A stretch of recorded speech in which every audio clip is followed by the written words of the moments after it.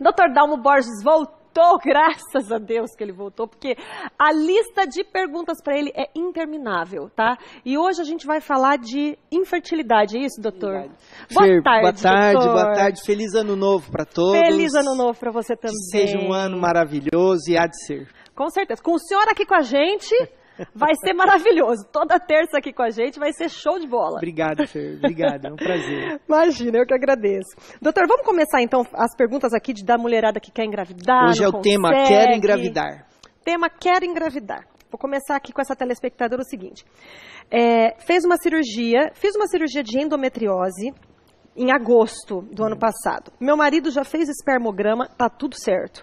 E eu ainda não engravidei. Gostaria de saber se posso tomar algum indutor, porque meu médico é contra. Já fiz a salpingografia. Meu Deus, o que é isso? É um exame para avaliar a permeabilidade das trompas. Ela diz aqui, eu não tenho mais as trompas obstruídas, então tá tudo ok com ela. Eu selecionei essa pergunta porque eu achei muito interessante, muito importante nós conversarmos sobre infertilidade, quer dizer, a dificuldade para engravidar e endometriose. É importante que as nossas telespectadoras saibam que 30%, quer dizer, 1 em cada 3 mulheres que não conseguem engravidar, o problema é a endometriose. E a endometriose tem tratamento.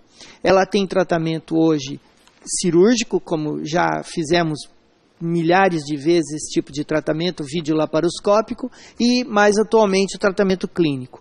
Hoje nós temos condições de oferecer tratamento clínico à paciente portadora de endometriose. Então, como que eu vou saber se ela tem endometriose? Basicamente, a ressonância. O exame hoje mais adequado, padrão ouro, para se descobrir, para se localizar, para se definir a região, a profundidade, o tamanho das lesões de endometriose, é a ressonância. O ultrassom segue muito, ainda fazendo muito diagnóstico, também é um excelente método, e a ístero, esse exame nome comprido que você comentou, a histerosalpingografia, que é um exame contrastado das trompas e que pode mostrar alguma obstrução ou a presença de aderência. Eu penso que você também não deve iniciar com indução da ovulação. Eu acho que você não deve fazer isso porque, aparentemente, você ovula. Então, o que tem que ser feito é uma pesquisa mais profunda para ver se ainda não tem focos de endometriose. Por isso que você não está engravidando, uma vez que você ovula, tem trompa permeável e o marido, o espermograma do marido, em tese, que você falou, está normal. Então, a gravidez não está acontecendo, precisa ser investigado mais profundamente. Vamos avaliar mais profundamente uma ressonância, ver como que está essa questão da endometriose. Vai atrás da endometriose porque ela, muitas vezes, ela não termina na cirurgia. Legal, doutor. A telespectadora está perguntando o seguinte, uma mulher de 45 anos consegue engravidar? Já tive um aborto de 4 meses espontâneo. Quais os riscos para uma mulher de 45 anos engravidar? Também selecionei essa pergunta, Fer, pelo número grande de mulheres que hoje procuram o ginecologista desejosa de ter filhos já numa idade avançada. Hoje nossa grande preocupação, e são campanhas que nós já deflagramos em anos anteriores, e esse ano também será deflagrada uma campanha de esclarecimento, inclusive conto com você, com o seu programa, com a sua grande audiência, para a gente divulgar a questão do planejamento que tem que ser feito para a gestação antes que essa idade avançada chegue. Então, qual seria a preocupação nossa em relação a 45 anos engravidar? A dificuldade que você vai ter para conseguir essa gravidez e por que disso? Porque os seus óvulos aos 45 anos, eles não se renovam. Então, são óvulos de 45 anos de idade. E esse DNA dessas células já está fragmentado, já está deteriorado. Por isso que é difícil conseguir a gravidez espontânea e quando consegue, a maioria das vezes você evolui para um aborto espontâneo, visto que a natureza não deixa que esse material genético se reproduza. Doutor, olha aqui, essa daqui está praticamente parecida com a primeira que a gente fez. Estou tentando há quase 3 anos engravidar, já fiz exames de transvaginal e meu marido já fez espermograma. E até hoje, nada. O que pode estar acontecendo? Quais exames a mais são indicados agora? É importante, eu selecionei essa pergunta porque é muito pertinente nós dizermos que um casal que está há 3 anos tentando engravidar, quer dizer, sem método anticoncepcional nenhum, vem mantendo relações sexuais frequentes. Isso é importante porque, apesar de parecer lógico, há muitos casais que o parceiro ou a parceira viajam e perde-se todo mês o período fértil da mulher na ausência do parceiro. Então isso, ou na ausência da parceira também. Então isso gera também infertilidade. Mas se o casal vem mantendo relações frequentes, não usa método há mais de um ano, isso já é infertilidade. Quando você fala em 3 anos, como é o caso dessa nossa telespectadora, então você pode acrescentar aí uma chance cada vez menor de gravidez espontânea por mês, quando você tem infertilidade por mais tempo. Então, o que você precisa fazer? Você tem que procurar um especialista, fazer aquele exame que nós comentamos agora há pouco, que tem um nome comprido, né? A histerosalpingografia, porque você pode ter uma obstrução tubária uni ou bilateral e investigar, como eu disse, endometriose, porque 30% das infertilidades na mulher são oriundas de endometriose, são causadas por endometriose. Então tem que investigar, aí você precisa procurar um especialista em infertilidade, porque o seu caso não é um caso simples. 3 anos de infertilidade já é para ser analisado com muito mais detalhes. Doutora Edilaine, daqui de Londrina, ela tem 32 anos e pergunta o seguinte: já tive 2 filhos e recentemente tive uma gestação que teve que ser interrompida devido a uma eclâmpsia com síndrome de HELP. HELP, exato. Ela está com medo de engravidar novamente, disso acontecer novamente. Pode acontecer? Edilaine. Edilaine, veja bem, nós também achamos muito importante a sua pergunta, porque muitas mulheres, muitas telespectadoras agora estão assistindo o programa, algumas grávidas, e não entendem o que é uma síndrome HELP. Então, a doença hipertensiva específica da gravidez, quer dizer, aquela hipertensão que ocorre arterial que ocorre na gravidez, nós chamamos de pré-eclâmpsia. E essa doença, ela pode ir evoluindo ao longo da gravidez ou até mesmo após o parto e desenvolver no seu organismo uma outra doença que a gente chama síndrome HELP, que é gravíssima, é uma doença que mata a grande maioria das mulheres. Então você é uma sobrevivente, parabéns, né? Ela nem sabe, talvez nem tenham dito isso para ela, né, mas o perigo que ela correu, quer dizer, você é uma sobrevivente. Nós temos dados estatísticos que mostram que até 88% das mulheres que desenvolvem síndrome HELP morrem. Ai, doutor, estou até arrepiada. Então, é para você uma dádiva, uma graça que você conseguiu aí de sobreviver. Então, por isso, nós entendemos que se você já tem 2 filhos, se você está feliz com essa prole e desenvolveu uma doença tão grave numa gravidez e escapou dela ilesa, eu honestamente, não só como médico, mas como pai, como marido, eu convidaria você a pensar muito bem em engravidar novamente. Por quê? Porque as estatísticas mostram que até 30% das mulheres que tiveram uma pré-eclâmpsia grave ou uma HELP síndrome na gravidez anterior, pode desenvolver de novo. E se você tiver uma outra, quem sabe dessa vez você vai ter menos sorte, não é verdade? Ai, então tem que pensar, tem que olhar para esses 2 filhos que você tem aí com carinho, 2, né? Pensa, reflita, converse com o seu marido, mas o meu conselho, não só como médico, mas como pai, como marido, não engravide. Eu diria isso assim com todo o coração. Eu sei que é difícil, mas tem que pensar muito bem, é complicado. 88% morre, é muito grande essa porcentagem. Quando instala a HELP síndrome, olha, graças a Deus nós tivemos 2 casos assim graves na minha história como obstetra. Graças a Deus as 2 pacientes saíram, mas por quê? Porque houve uma intervenção muito rápida, nós temos grandes hospitais na cidade, UTI, tudo isso, material, tudo isso conta, mas pode ser que você não tenha tanta sorte de uma próxima vez. Então tem que pensar bem nisso, né? E é importante esclarecer que o pré-natal bem feito é que pode prevenir ou tratar rapidamente essas doenças. Pré-natal, gente. Pré-natal é tudo, né? É tudo, é tudo. Doutor, olha que pergunta interessante. Essa telespectadora, ela diz o seguinte: tive câncer e minha menstruação parou de vir. Isso. Você acha que tenho chance de ter filhos ainda? Ela está com 42 anos. Olha, na verdade, é preciso fazer mais exames, aprofundar um pouco mais a investigação, para que a gente possa saber se você tem uma coisa importante, que é a reserva folicular. Quanto ainda você tem de óvulos em cada ovário? Isso é possível ser feito, seja através de ultrassom, seja através de exames de sangue. Existe um exame que se chama avaliação do hormônio antimileriano, em inglês AMH.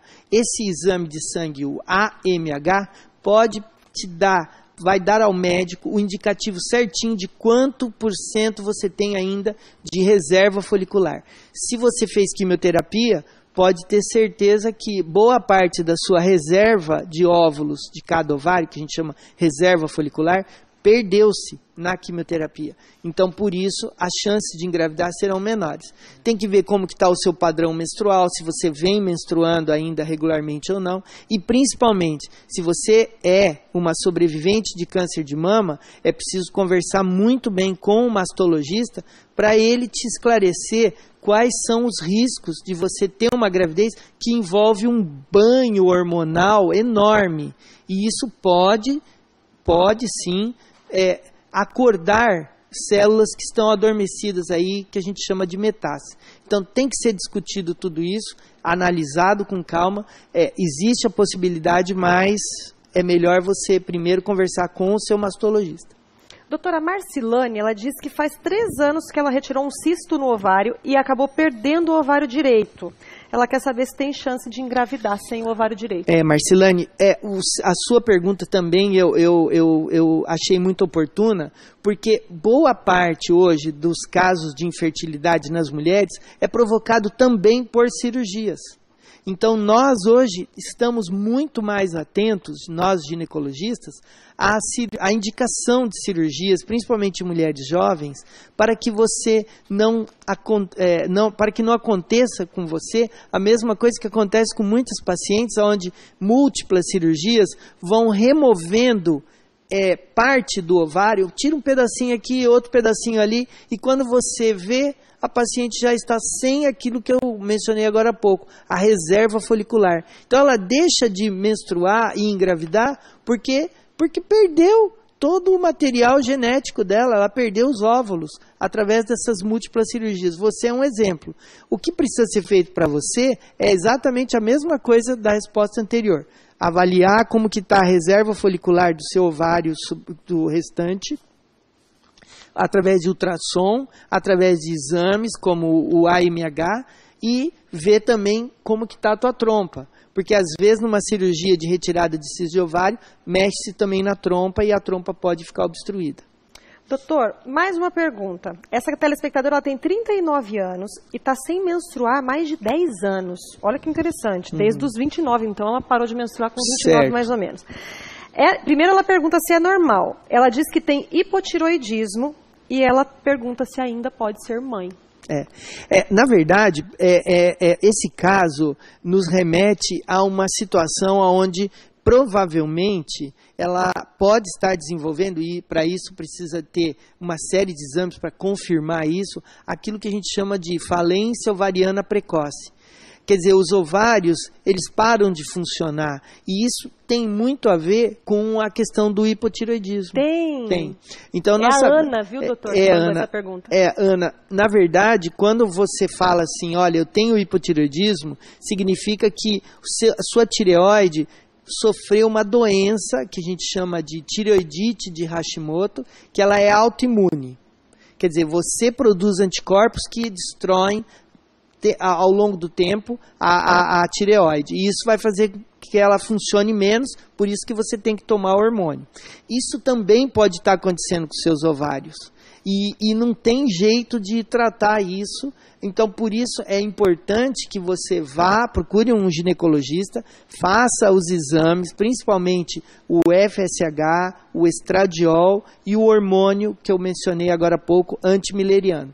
com esses exames mais o ultrassom, a gente já tem condição, tudo isso confirmado, é lógico, não é assim na primeira etapa da pesquisa que você vai afirmar, mas tudo leva a crer que seja a menopausa precoce, conhecido popularmente, ou falência ovariana precoce. Então, procure imediatamente o médico, porque isso não é normal e só depois de avaliado o porquê de você não estar menstruando, sim, é que aí nós vamos poder responder a segunda pergunta, que é, será que eu posso engravidar? Aí é uma segunda etapa.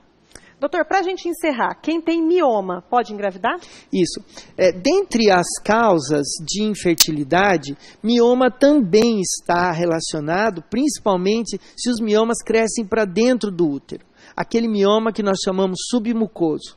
Além disso, Fernanda, é importante lembrar que as mulheres que têm mioma também têm endometriose, né? Então, existe uma associação entre mioma e endometriose, quer dizer, mais de 60% das mulheres que têm mioma pode olhar que você vai encontrar focos de endometriose. Então, se você associar o mioma, principalmente o mioma submucoso, aquele que está dentro do útero, à endometriose, resultado disso, infertilidade, quer dizer, o nenê não vem. Então, para isso, os mesmos exames, a ressonância, a ultrassonografia, a histerossalpingografia, mais uma vez ela se encaixa no diagnóstico de infertilidade, e os exames de sangue para você poder determinar isso com nitidez, com bastante cuidado e tratar. Lembrando que hoje o tratamento clínico para miomas é muito viável. Nós já comentamos isso o ano passado, os implantes hormonais continua sendo a melhor opção. Hoje mesmo eu vi uma paciente que nós indicamos para colocação de implante e com isso 1 ano de tratamento e a paciente fica bem preparada para daí encarar a gravidez com tranquilidade. Doutor, semana que vem você volta? Se Deus quiser. Vamos falar, então. Eu estava dando uma olhada aqui em todas essas perguntas. São muitas perguntas. Obrigado pela audiência. Graças a Deus. E muitas mulheres falando de libido, doutor. Não sinto desejo sexual pelo meu... Pergunta pro doutor, eu quero um remédio para eu ter mais desejo sexual. Minha libido tá baixa, eu vou perder meu marido. Muitas perguntas assim. Vamos falar sobre isso? Com certeza. Esse é um tema que nós abordamos diariamente no consultório. Você colocou muito bem. Olha, o meu casamento está prestes a desabar, porque eu chego em casa, eu não tenho energia, eu não tenho vontade, meu marido já começa a me perguntar se eu tenho outro, o que está acontecendo comigo, eu nunca fui assim. Manda falando isso. E olha, preste muita atenção nisso. A medicina, a ginecologia tem respostas para isso. Nós temos condições de avaliar e tratar. É claro que não adianta você pensar que vai ao ginecologista para resolver o problema sexual seu, não é por aí, mas ele pode te ajudar. Se houver alguma carência, alguma falta de hormônio, é possível tratar. É importante que o seu ginecologista também separe o joio do trigo. Existe muita coisa na farmácia. Outro dia uma paciente falou para mim, como que você fala que não tem nada de tratamento com medicação? Se eu vou na farmácia, tem uma prateleira inteira de remédio para tratamento de falta de libido feminina. Tem sim, mas nada daquilo funciona. Aquilo tudo é só para inglês ver. Na verdade... Para vender mesmo, né? É o tratamento. E tem gente que fala, não, mas eu tomei e melhorou. Na verdade, tem aquele efeito psicológico, aquela coisa da motivação. Mas a ginecologia tem tratamento, sim. Nós estamos conseguindo melhorar muito a vida das mulheres, principalmente na pós-menopausa. E isso pode ser um tema muito bacana para a gente abordar, sim, com certeza. Então, semana que vem, quem tiver dúvidas sobre esse assunto, falta de libido, falta de desejo sexual, tá achando que o casamento vai acabar, já manda no meu WhatsApp, tá? 991-765602, que semana que vem o Dr. Dalmo vem e responde tudo para vocês. Com certeza. Obrigada, viu, Foi um doutor? prazer, Fernanda. Mais uma vez, um ótimo ano para você, para toda a equipe, para todos os nossos telespectadores, e vamos confiar que vai ser um ano bom. Deus abençoe, amém, viu, doutor? Amém. Muito obrigada por essa parceria que a gente ama. Obrigado, eu também, obrigado.